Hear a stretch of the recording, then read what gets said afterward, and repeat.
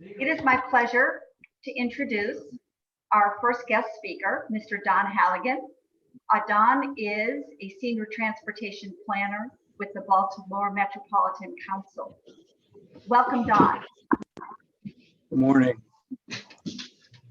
Good morning. I'm Don Halligan. I'm the senior transportation planner at the Baltimore Metropolitan Council with the MPO for the region. And we've been undertaking a study for the past 6 months, the Baltimore Region Transit Governance and Funding Study. And Robin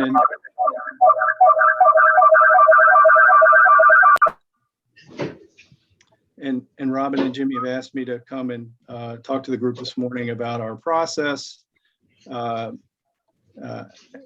haven't quite gotten to the final step, but we expect to by the end of this month.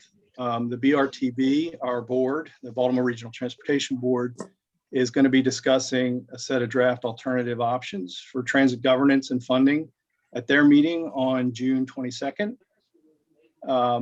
And we will be having a public forum on June 29th to lay out the options and get some more feedback. I'll have a web link in my presentation here that I'll share. I encourage you to attend the BRTB meeting if you're interested, and the public forum, hear what where we ended up. The website will be, I'll provide that in the chat box, and it'll be up here on the screen in a second as soon as I can figure out how to share my screen.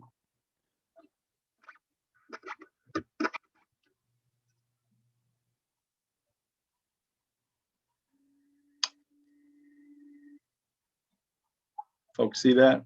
Yes. Thank you.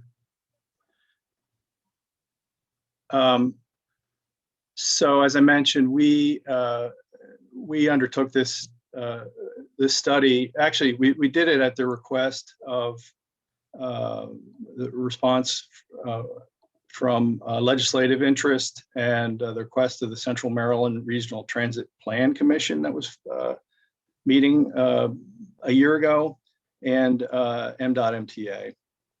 And the objective of the study is to develop alternatives for how the region could structure, organize, manage, and fund regional transit services. So in order to meet our objectives, we contracted with a consultant team to help us go through an iterative process described here. We actually started meeting in December when we introduced the team to the BRTB. And then in January, we did our first report. It was on the history of the MTA and lots and basically transit service in the region. We looked at the current system. We did a financial review of the transit agencies in the region. We did peer reviews around the country. We interviewed a bunch of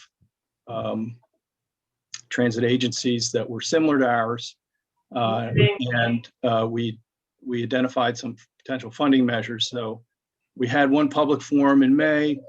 I hope you all could have attended that. And then in June 22nd, we'll meet with the board and talk about models, some potential models for governance and funding. And then again, we'll have another public hearing here on the 29th. So each month they heard a different topic. I had a discussion on each of these topics. So I want to get into the topics a little bit just to give you a sense of where we are. The first one, as I mentioned, was on the history of transit in the region. It's important really to understand the history so that we can have some context and understand how the development of our existing network, transit network and services came to be, and provide us some context on why regional services are operated by the MTA and others like the LOTS. LOTS being the locally operated transit systems. So I fall into an acronym, I'm hoping Robin can, and people may not know, I hope you, please interrupt. Sure. So some of the highlights that I drew from this, there's a long history of state involvement in transit in the region, particularly in the urbanized parts of the region. In fact, back in the 50s, transit was, after the post-war, transit became an issue for Baltimore. In the 50s, it became urgent, and then Mayor D'Alessandro wanted the city to own a transit system, but he was rebuffed. And through the 60s, in 1968, there was there had been planning done, and then in 1968 there was the Baltimore Transit Company had a strike, and that became critical and kind of motivated the delegation and the state to create. It was one of the motivations behind creating MTA and MDOT.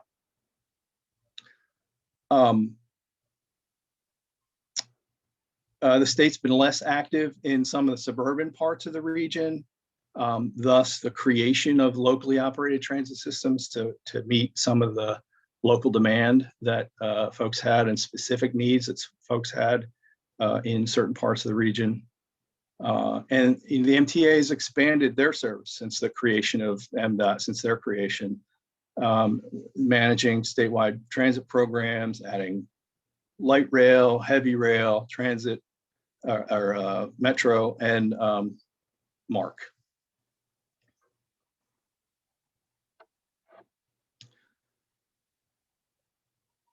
The second technical memo was on the existing transit service in the region by operators. Here's a MTA service breakdown. Most folks here are probably very familiar with this. Got Baltimore Link bus, got light rail, subway link, mobility link, and there are other taxi services, paratransit services. Some of the costs for the core services in fiscal year 2019, the operating costs for MTA were over $600 million. They had 1,216 vehicles, significant costs. $230 million for the lot system and 429 vehicles operated. This slide shows gives you a sense of the MTA routes in the region and service, the number of trips in 2019 by mode. You can see they're significant, particularly for bus. Similar slide here for the lot services. There are eight lot services, separate city county services. Each local government contracts with and operates these. They're basically bus, demand response, and specialized services, and significantly less vehicles, 231 vehicles. Here's a similar slide for the trips by the lots, by the lot operator, so Annapolis through Queen Anne's.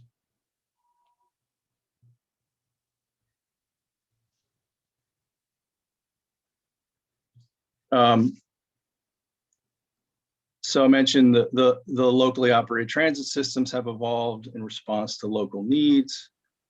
6 county human service transportation, primarily serving seniors and persons with disabilities, developed into public county transit systems. Most recently, this change took place in Anne Arundel County, and you may know it's underway in Baltimore County now. Each lot system developed to address specific needs. Local transit in Columbia joined with Laurel Services, Baltimore City Specialized Circulator and Ferry, and there's separate service in Annapolis. the larger fixed route systems developed in Hartford and Howard, where there's limited MTA service. So that's why they're there. This next slide gives you the scale between the services provided by MTA with a fleet of 1,647 vehicles and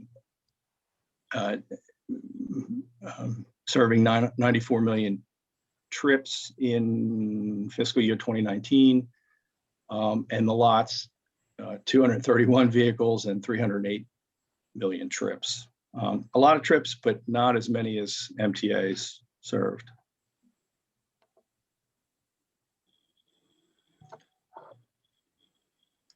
Talk a minute about money. We're getting into funding at this point. The operating funding by source. This gives you a sense of where MTA's money comes from for operating and where the lot system get their money from. The state provides significant local match for MTA's operating cost, while the locals pay a bulk of their operating costs for lots operations.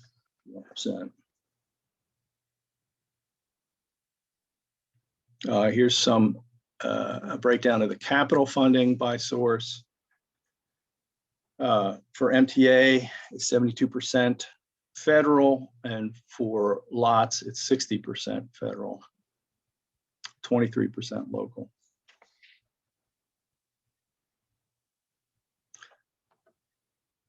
During our peer analysis, we looked at 5 peer agencies to MTA. We interviewed key staff and examined their structure, their operations, and how they're funded. These peers were identified as they were similar in size and modal, providing similar modes, modal services to their regions, had similar demographics to us, or they were uniquely interesting enough.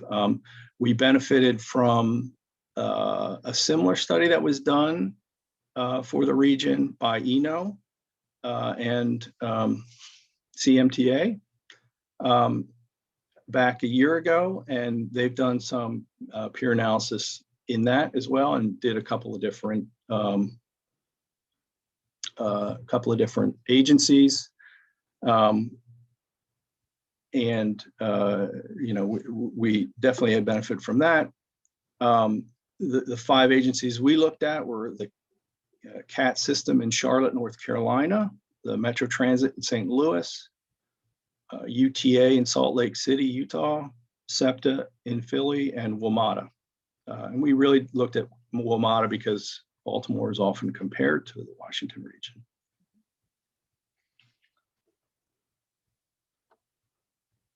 Some of the key takeaways for me is that, you know, each of these agencies have issues, all need more money, and all are suffering greatly through issues that concern COVID and are concerned about their futures.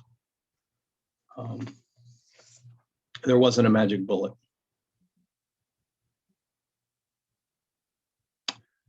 Some of the funding measures are from around the country. We looked at, tried to identify how transit systems are funded in a variety of places around the country. You can see a lot of sales taxes fund many of the systems, and property taxes.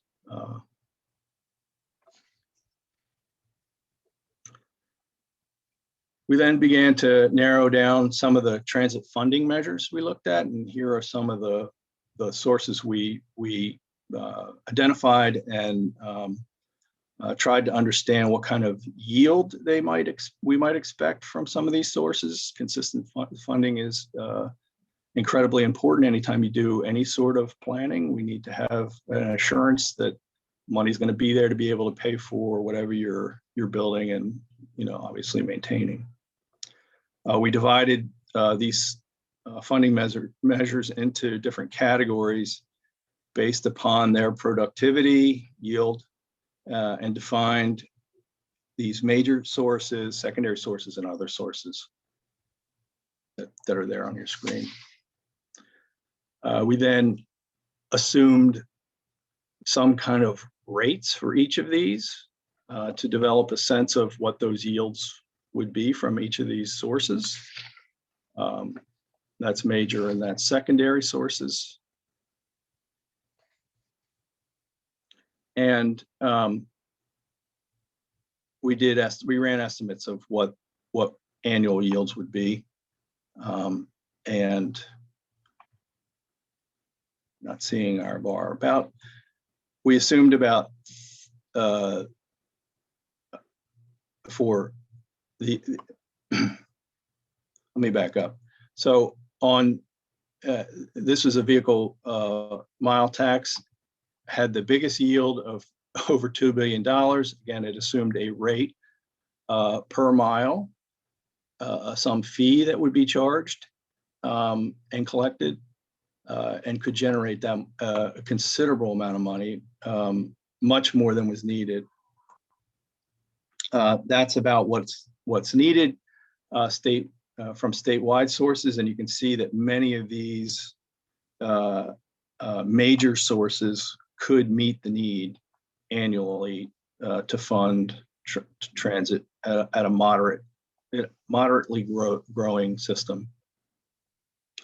Of course, it assumes taxes would be in place and be collected and paid. So that's for statewide collection. For a regional source and collection, you can see that line is a little different. So you'd have to likely cobble together, unless you're able to get some of these fees collected regionally, you'd have to cobble together a variety of different ways to collect enough money to fund a moderate scenario, growth scenario for transit.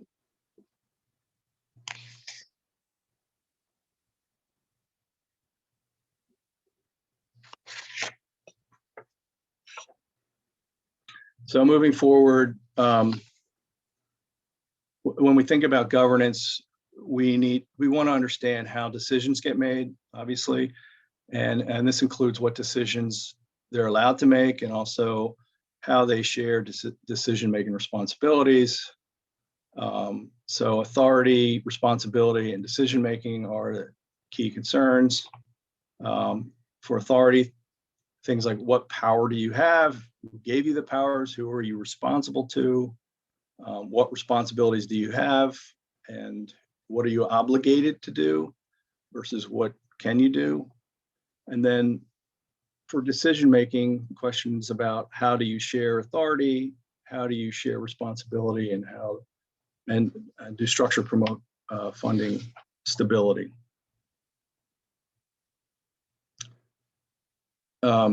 Funding obviously is a critical part of governance models, especially because if you give someone money to do something, they usually have a say in how it is spent.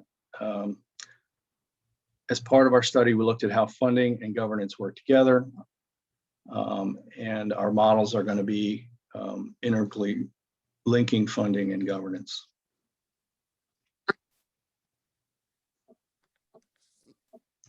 So as I mentioned, our forum where we'll be discussing models is on June 29th. Our board meeting is on June 22nd in the morning. This forum begins at 6 p.m.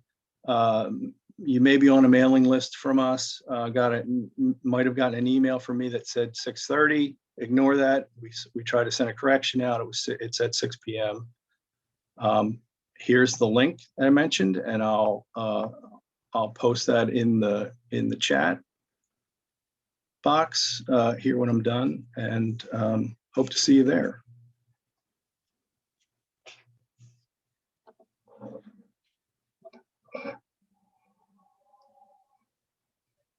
Thanks very much, Thomas. You're welcome. There was a question in the chat, which just kind of popped up, and that was from Joe Consoli. Joe, are you with us? I am. Would you like to ask your question? Oh, sure. I don't know. I didn't know people couldn't see it. Well, first of all, I just curious of which consulting team BMC is using at this particular time. That's one. And then the other question is, you had a slide that actually mentioned, subway link, light rail link. I like the word link, but many people would say that there's a lack of intermodality in Baltimore that doesn't really exist. So I'm not sure what the extension of the word link actually does conceptually or logistically to creating intermodality.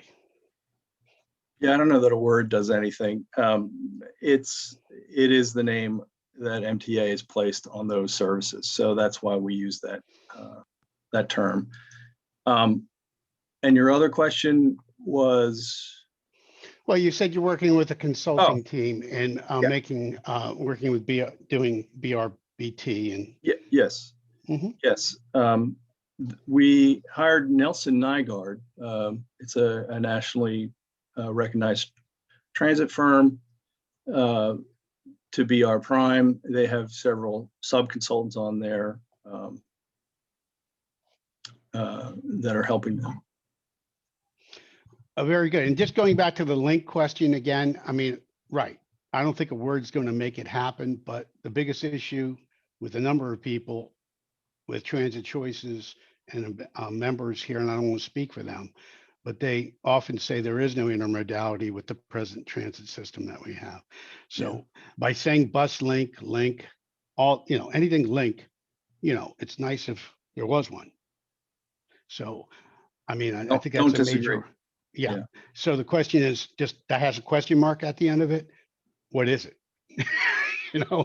Yeah. I hate to be like, upfront, but if I don't see it, then I'm not sure I understand what it means. Yeah. Well, like I said, it refers to the term that MTA uses to name their services. That's all. That's all. Okay. I'm done. Do we have other questions, comments, feedback for Don? Jim? A question that I would have on the miles driven program, or the prospective miles driven program, is there a technology that limits the miles driven to our jurisdictions? In other words, when you own a car, you don't just drive locally. You might drive to Florida, you might drive to Philadelphia, Sure. That's the point. Yeah. VMT is a sticky issue. There have been some pilot programs. Oregon, notably, has run one with some success. It is statewide. It is voluntary, and they have some kind of technology that they use to measure. They didn't, as far as I know, they didn't limit it to just driving in Oregon. So if you were living in Oregon and drove into California, those miles would count. I'm not aware of a technology that would limit it just to the region. And frankly, that is a challenge with VMT, is how do you fairly and equitably tax someone? Do you count driving outside of the region, driving maybe outside of the state in the tax? I mean, that's got to be a consideration. We didn't get that far into it. Thank you. You're welcome. Robin, Yes. Can you hear me? Yes. Don, help me understand what happens with this report. Where does it go?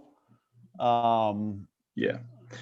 Who receives it and what happens next? Yeah. Great question. It's our hope that that this is the beginning of a conversation about what to do. That we've been able to identify several paths that you can consider, and that I think the next step is to have some of the decision makers and some of the elected officials in particular take it up and begin that conversation with among themselves and then with the public.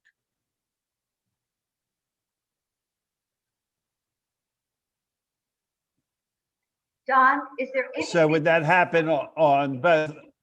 Would that happen in both the state and the local level, city and state, and legislators? Yes, I would see that as a logical next step. Okay.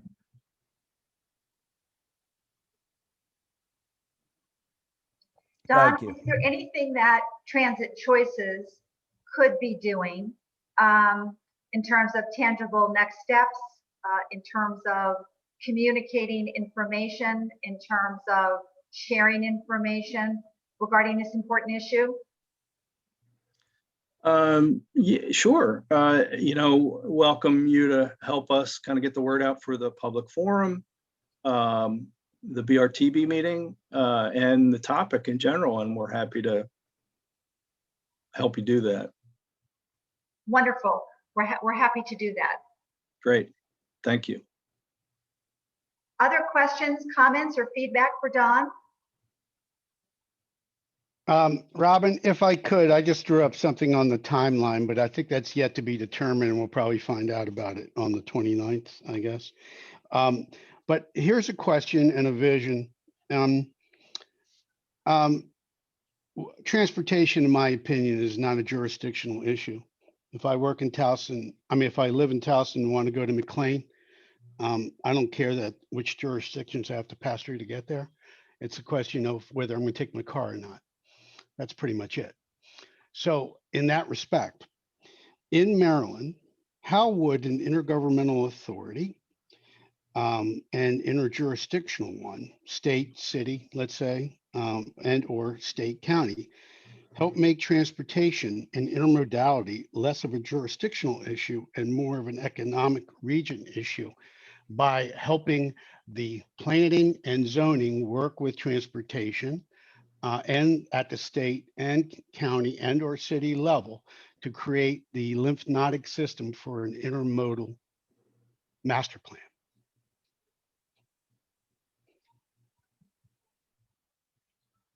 How would they work together, basically?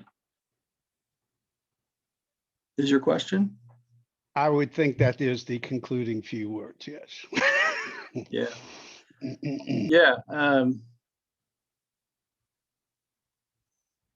I don't know that I have an answer to that. So, it's working together regionally, thinking about a system, thinking systematically, and understanding how those pieces fit together, because that's sort of where it often breaks down. Well, I'll hark back to Robert Moses in New York and how he connected the boroughs together. If he can do it in New York, I'm sure Baltimore can do it. He broke a few eggs. I like mine sunny side up, actually. Well, Don, thank you very much for your interesting and informative presentation. We really appreciate you sharing, part of your morning with us. And at the conclusion of this meeting today, we look forward to receiving your slide deck that we can share Sure. with our participants, and certainly we will get back to you for any follow-up questions or comments. Great. Thank you. It is my pleasure to now introduce our second guest speaker, Mr. Ian Rainey. Ian is Senior Vice President with North Northeast Maglev, and he is going to give us a presentation today on the Northeast Maglev update. Welcome, Mr. Rainey. Thank you so much, Robin. Thank you, everyone. I'm going to try and share my screen here. A short presentation I'll run through, and then we can segue into some Q&A. Let me know when you can see my screen. We can see it. Great. So thank you again. It's a pleasure to be here. My name is Ian Rainey. I work on the Northeast Maglev project. This project, our goal is to bring what's called a superconducting maglev train to the Northeast corridor, starting with the Baltimore to Washington segment. This actually is an image of the train that you see on the slide. And I think the key takeaway from this photograph is that this technology actually exists. It is operating in Japan in Yamanashi Prefecture.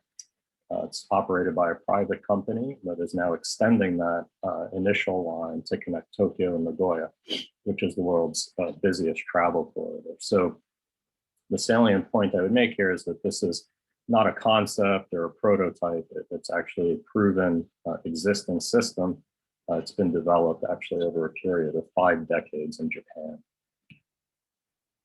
I'll just say a few quick words about who we are. We get some questions about this. There's a couple different private entities involved in this project.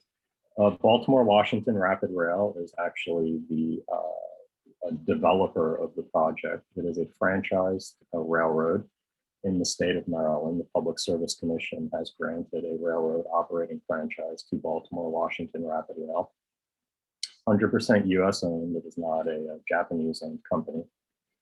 Northeast Maglev is a very closely affiliated company, but not actually the developer. It's the company doing the promotion of the project. So things like marketing, public relations, government relations, and so forth. And I just draw that distinction because both companies appear in the press sometimes, and we get questions about whether we're competitors or something like this, but actually we're very closely affiliated. We work very closely with Central Japan Railway Company, JR Central. JR Central is a private railroad company in Japan. It's been operating high-speed rail for over 50 years. It operates the world's busiest travel corridor between Tokyo, Nagoya, and Osaka. They transport over 150 million passengers per year. They have not had a single injury or fatality since they began operating their system in 1964. It really is the gold standard of safety and performance. The average delay of their trains over the course of an entire year is under 30 seconds. So anyone who has taken Amtrak in the United States knows how frustrating that can be when your train is late. Central Japan Railway just does not tolerate that type of delay in its operations. They are maxed out on their high-speed line now. They cannot add any more capacity to that line, and so they are constructing SC Maglev now to connect those major urban areas to offer an alternative ultra high-speed mode of travel. We get questions, I think legitimate questions about, well, why do we need Maglev on the Hey, Ian, this is Max. I don't know if your slides are actually moving. Oh, goodness, I'm sorry. It looks like it's still in the not presenting mode, and we're still looking at the first introduction slide, at least on my screen. I'm not sure about anyone else. Oh, gosh, I apologize. Let me try and fix that here.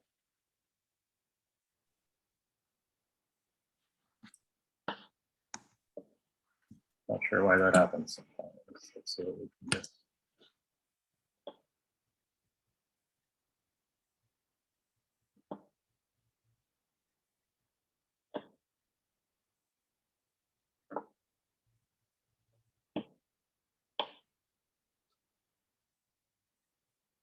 That looks good, Ian.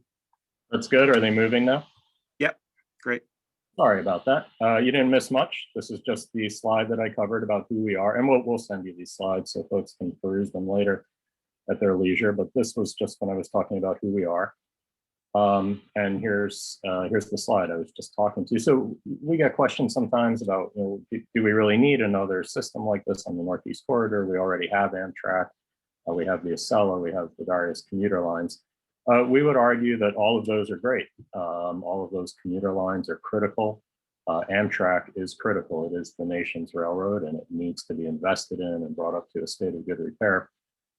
However, what we would say is that those systems are simply not enough. Right now, we have over 50 million residents on the Northeast Corridor, over 24 million jobs on the Northeast Corridor, and those numbers are growing by some statistics.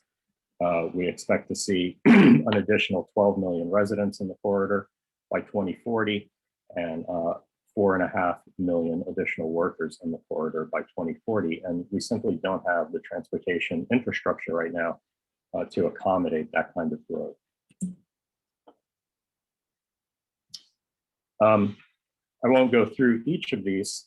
I think folks on the call are probably familiar with some of these statistics, but let me just flag a couple of points that I think really underscore the challenges that we face, infrastructure challenges that we face on the Northeast Corridor.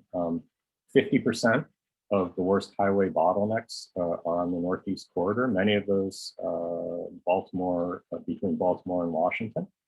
It's one of the most congested auto corridors in the country. Over half of all nationwide flight delays originate on the Northeast Corridor, typically from one of the New York City airports. And in terms of railways, we, of course, do have the Northeast Corridor main line. I would point out parts of it are over a century old. And we do have Amtrak operating a high-speed service there, but it's only able to attain its top speed for a very, very short stretch of the alignment. And one of the reasons for that is that Amtrak has to share the Northeast Corridor with various commuter and freight lines. So there are hard and fast limitations on what Amtrak is able to do in terms of both speed and capacity on the Northeast Corridor that cannot be overcome. So our vision is to deploy superconducting maglev to connect Washington, D.C., New York City, and points in between, and at a speed of 311 miles per hour, which is the cruising speed of the SC maglev system, that would enable a 1-hour trip between Washington and New York with 2 stops along the way.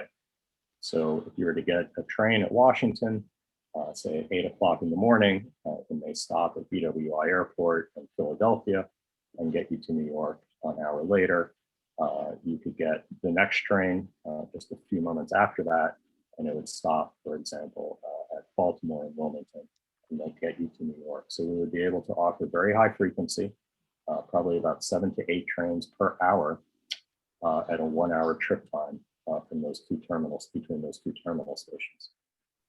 Multiously, recognizing that a new railroad between Washington and New York is a massive, multi-year, multi-decade undertaking. But we're really focused right now on the first phase of this project, which is to connect Baltimore to Washington with a stop at BWI. And at this speed, that trip, inclusive of the stop at BWI, would be just 15 minutes.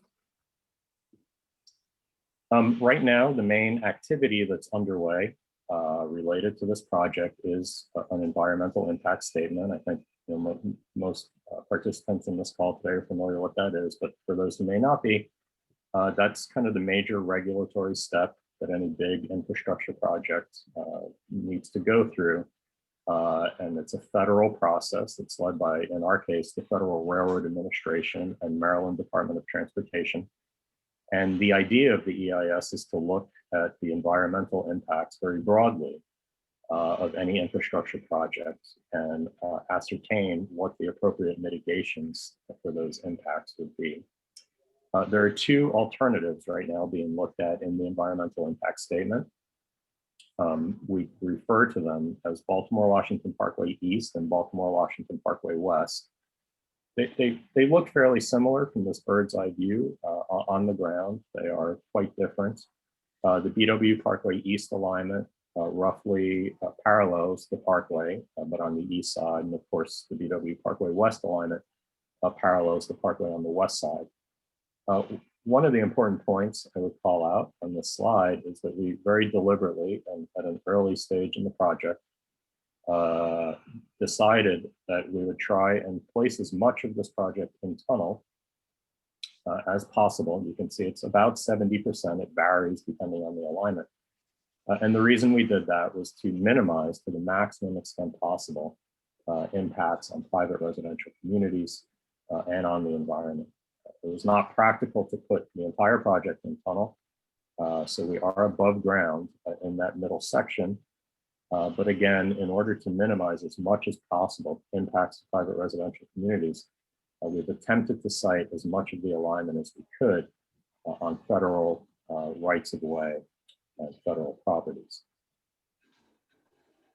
In terms of the schedule of the process, the draft EIS was published on January 15th of this year. It's available for anybody who wishes to take a look at. There were public hearings held. Hopefully some participants were able to join those public hearings. There was a comment period as well that wrapped up on May 24th. And the idea now is that the lead agencies, the Federal Railroad Administration and Maryland Department of Transportation, will absorb all of those comments that were submitted during the comment period and determine how best to address those in a final EIS and record of decision, which we anticipate in early 2022. Once that record of decision is issued, that allows us to segue into final design of the project. We'll at that point know what the preferred alignment is, the preferred station locations, and so on. And once we complete final design, we'll be able to start construction. We anticipate construction will take about 7 years. It really is going to depend, I think, on some of the decisions that are made in the EIS process, but about 7 years, give or take. And after construction, the system is certified, we'll be able to begin revenue service.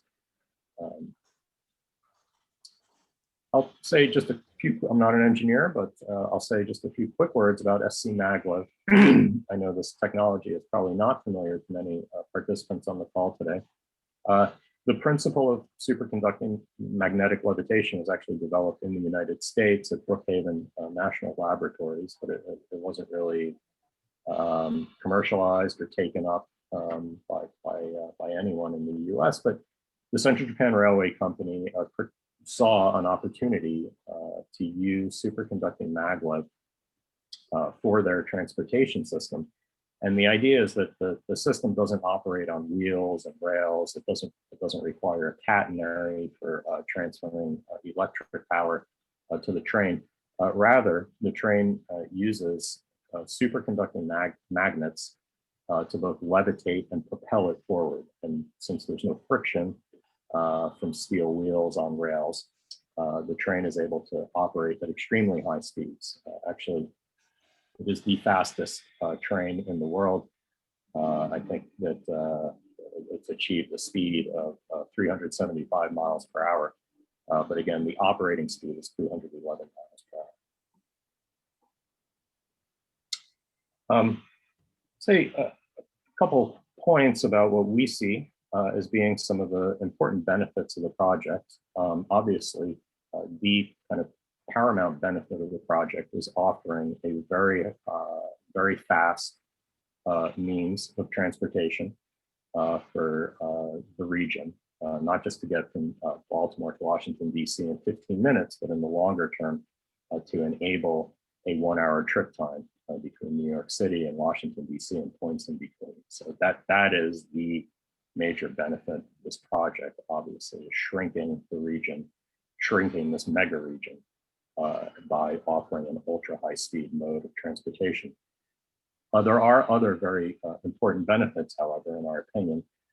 These are described in some detail in the draft EIS document, but one of the really key benefits from our point of view is that not only are we offering a very fast means of transportation, but the introduction of SC Maglev service will also significantly reduce the reliance on automobiles between Baltimore and Washington.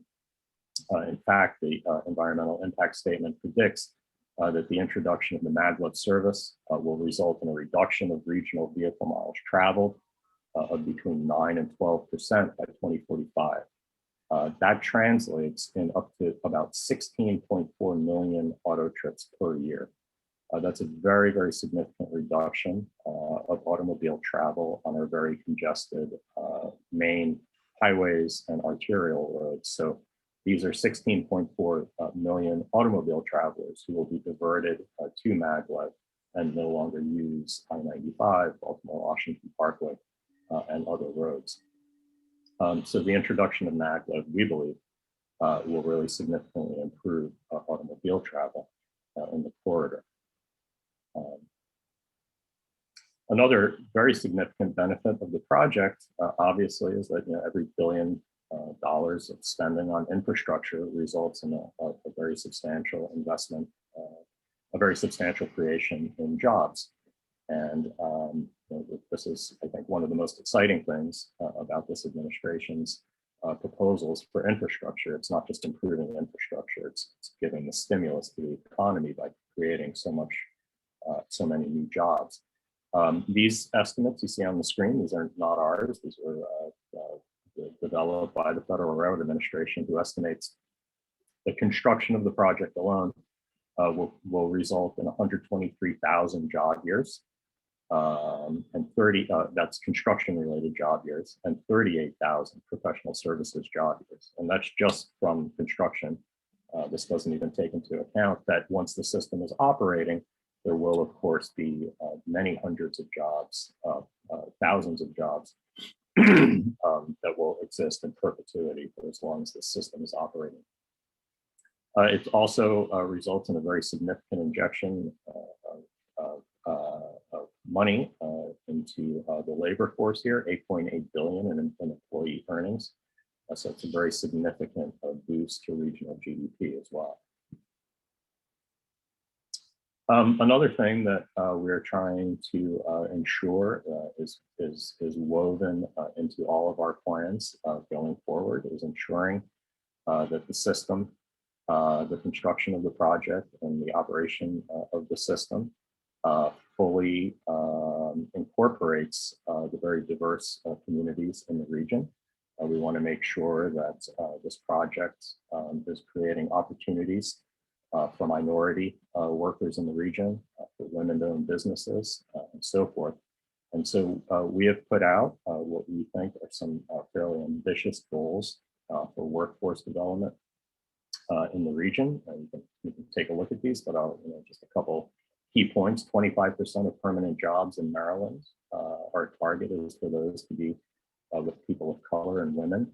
40% of construction-related jobs will go to people of color and women. And we are also committed to creating business opportunities in Maryland. And so 25% of the project spending on construction will be with Maryland companies, and 20% of the project spend on operations will also be in Maryland. And these are really just initial goals. We think these can certainly go up in the future, but we want to set these goals for ourselves and then exceed them going forward if we can. This is just a rendering of our preferred station. There are two station alternatives identified in Baltimore. One is in the Camden Yards area near Inner Harbor. That is not our preferred alternative. It would be very disruptive. It would require the demolition of some historic properties, and unfortunately, it could not be aligned to the street grid in Baltimore. So it would be very impactful. We actually favor station location in the Cherry Hill Westport area of Baltimore. This would allow connectivity to light rail. We think there are great opportunities to revitalize this part of Baltimore. So this is our preferred station alternative in Baltimore. I would emphasize that it is not our decision. We do not decide on the preferred alternative. This is a decision that would be made by the FRA and MDOT as part of the DIS process. Here's just a bird's eye showing what that station looks like. So you can kind of orient it a little bit better. But you can see this is near the middle branch. We would have not just the station there, we would also have a substation. There's actually an existing power facility in the Westport area right there that we could connect to. We would also have what we call a maintenance of way facility there. That would be to house the vehicles that would go onto the guideway at nighttime to ensure that everything is in proper working order. And we would also have tail tracks, and that would be for storing trains overnight and so forth. And those would be in the Westport area. So we have quite a few things going on here. There's Cherry Hill Station, but we think it is the most compelling location for the Baltimore station of the SC Maglev. I think I'm bumping up on my allotted time, but I did want to just wrap up by showing a little bit about the volume of passengers that we expect to be accessing and egressing the Cherry Hill Station. You can see here about 19,200 passengers. This is on a daily basis, 19,200 passengers per day accessing the station and egressing the station. This is a very substantial number of riders, as you can see. And I would just wrap up by making a couple comments about project economics. I think there was actually a question about this in the chat room already. Just to be very emphatically clear, we are not seeking any state funding from Maryland. We do anticipate seeking federal funding for the project in the form of loans and grants. We already actually are recipients of grant funding from the federal government. That's paying for a portion of the environmental impact statement. So we will be relying on federal funding. We will not be relying on any funding from the state of Maryland. We're just asking for them to conduct their kind of normal de rigueur oversight of the regulatory processes that we go through. We have been granted an agreement from the owner of the technology to provide the technology to us without any licensing fees. That they're not going to give us the equipment for free, but they've agreed to waive any licensing for the transfer of the technology. It's a very substantial amount of funding, so that helps us very significantly going forward. And the government of Japan has also pledged significant financing for this first segment between Baltimore and Washington. We are very confident that the fare box revenues will fully cover the annual costs of operating and maintaining the system. The ridership is very, very robust to the tune of about 20 million riders after ridership stabilizes between Baltimore and Washington alone.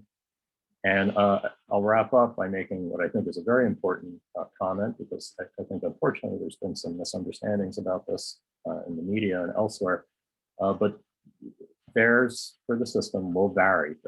We are going to employ a variable pricing strategy, and fares will vary based on time of day, trip purpose, and destination. Fares could be as low as $27.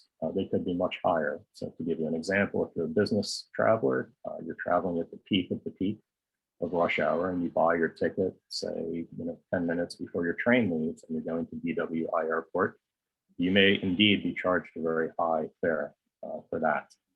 If, however, you buy your fare ahead of time and you're traveling off, what we call on the shoulders of the peak, or you're going completely off peak, and you buy, maybe you're a commuter and you buy a commuter pass or something like this, you could very likely pay $27.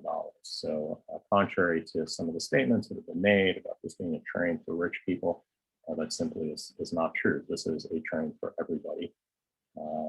And we will have a range of fares to accommodate all travelers. So that concludes my presentation. I hope we have a little bit of time for question and answer, and I'd be happy to hear any comments or questions that anybody has. Thanks very much, Ann. I see that there is a lot of questions and comments in the chat. We have maybe, 4 to 6 minutes. I know that that's probably not enough time to address everyone that has participated in the chat, but I would like to open the floor to whomever would like to begin the discussion.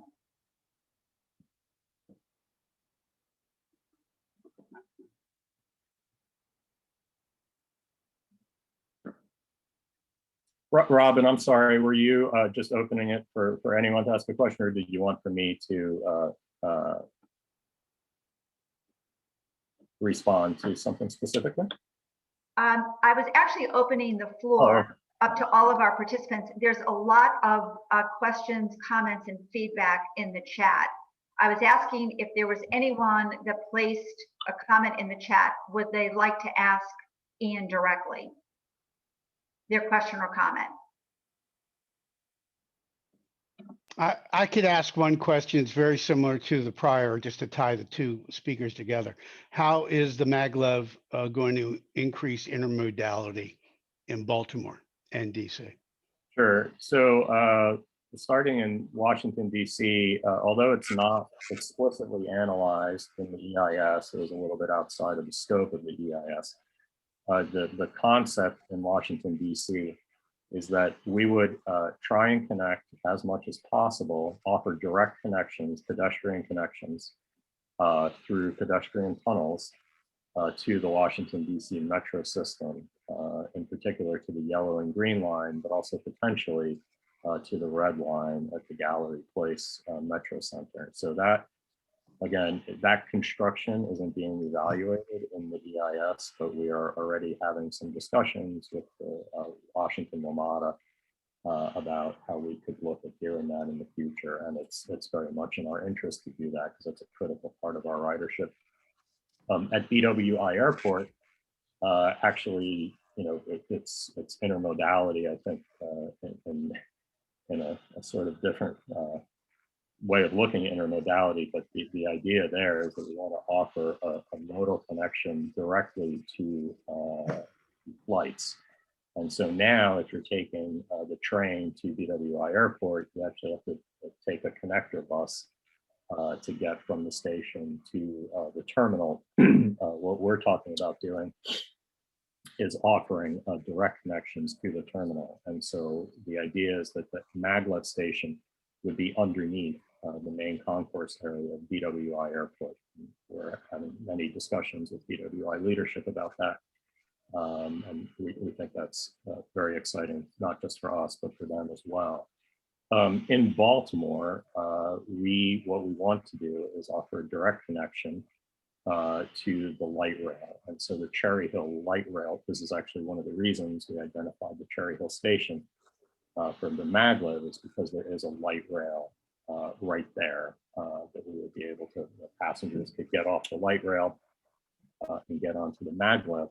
We also are very close to I-95. So if you're not coming from downtown Baltimore, but you're coming from somewhere farther afield, the idea is that there would be some kind of off ramp from I-95, and you could take that and be right at the SC Maglev parking area, and then get on the train to go to Washington or New York at BWI. So Ian, what are the specific next steps for this project? It's a great question, Robin. So the main thing, as I said right now, that we're focused on is the environmental impact statement. That really is the key regulatory milestone that we need to work with our federal and state partners to get through. The projects, we have to have an EIS in order to then transition into construction. So that really is, that's what we're laser focused on right now. But there are other activities that are also really, really important that we're working on right now. One of them actually is there is no current framework for operating SC Maglev in the United States the way we have a framework for operating regular trains. There are very robust regulations for operating passenger rail in the United States. So one of the activities that we're undertaking with the Federal Road Administration is bringing over our colleagues from Japan who are experts in the system to explain all of the very robust safety features of the system to the Federal Road Administration.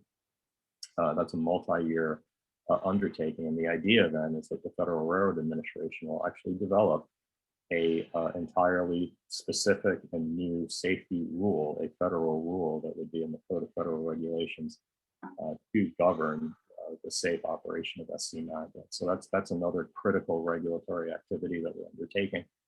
And we're also beginning to do some of the preliminary engineering that we need to do for the project to really figure out some of those specific details about how we're going to construct the stations, how we're going to construct the facilities, and so on. So those are kind of the major three things that we're working on. But really, the overarching one is completing the environmental impact statement by early next year. Well, we appreciate the information that you've shared, and we look forward to receiving updates. Great. Unfortunately, our time today has come to a close.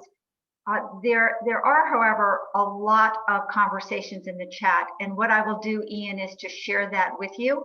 Great. And perhaps you and I can be in touch in terms of your responses and or comments to those. So we really appreciate each of you being with us this morning. We will send, as I mentioned earlier, the slide presentations from both Don Halligan and Ian Rainey, and also the accompanying recording.